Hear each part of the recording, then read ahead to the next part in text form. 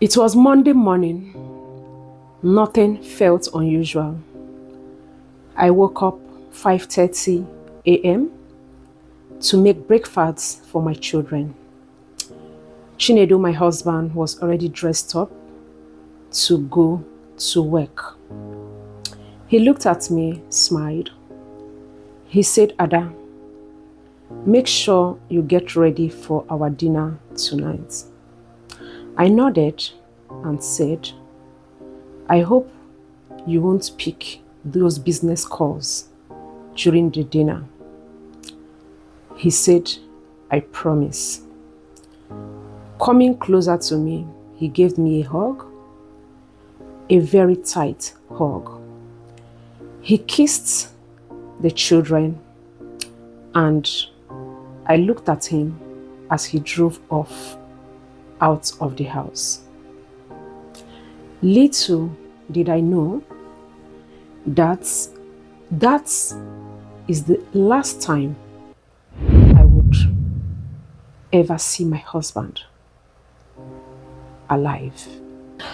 Welcome to the Rich Doris Tales, where every life story leaves you a lesson. Please like, comment, subscribe, click the notification bell so you can know when we post our next live story. Around 11 a.m., my phone rang, an unknown number. At first, I didn't want to pick, but I finally picked up. A man in a trembling voice said, "Are you Ada Chinedu?" My heart skipped. "Yes," the man continued. "Your husband has been involved in a serious accident." Everything around me became silent. I didn't even know when I got to the hospital. I arrived at the hospital. Doctors were moving very fast to and fro. And I was screaming, "Where is my husband? Where is my husband? Where is Chinedu? Chinedu." Nobody answered. Then a nurse walked up to me with pity in her eyes. She held my hands and said, "I am sorry." Those two words shattered me. Chinedu's funeral felt like a dream. The house was filled with people. The compound was filled with people. People were wailing, praying. I actually have not had a single tear in my eyes because I couldn't believe my Chinedu was gone. This was just a dream I know I'm going to wake up from. I never knew that reality is what stood before me. My children kept asking, "Mommy, when is Daddy coming home?" Each time they asked me this question, my heart broke all over again. 3 days after my husband's burial, Mama Ngozi called for a family meeting. I assumed it was to discuss the welfare of the children.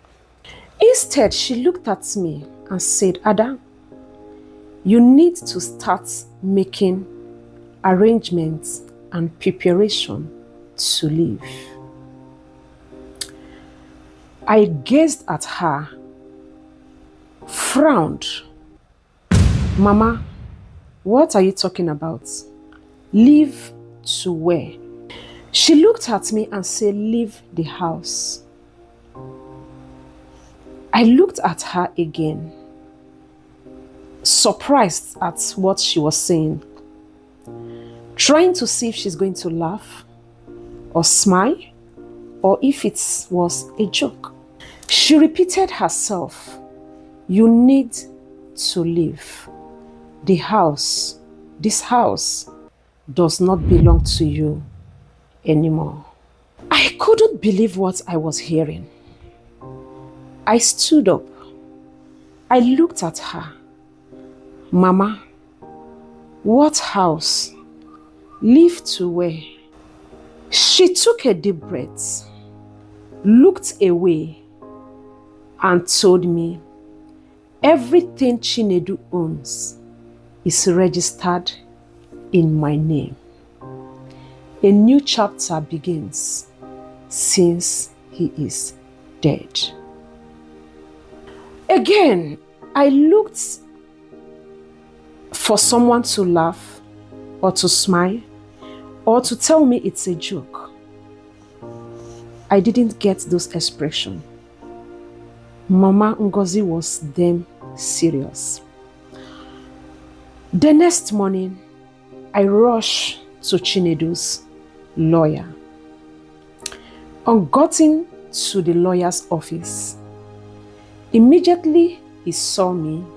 He already knew why I was here.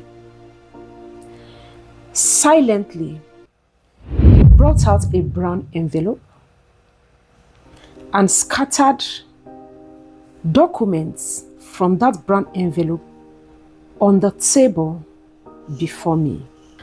I looked at the first one, then the second one, then the third. Every single document have one owner's name. Ngozi Okafor, my mother-in-law. I was frozen. My leg became stiff. I looked at the lawyer, my voice barely audible, and I told him, tell me this is not true. Tell me this is a mistake. He looked at me politely, lowered his head, and told me it is not a mistake. This is your reality. Your husband deliberately put every single property in his mother's name. I'm sorry, Ada. This was your husband's decision. Again, I froze.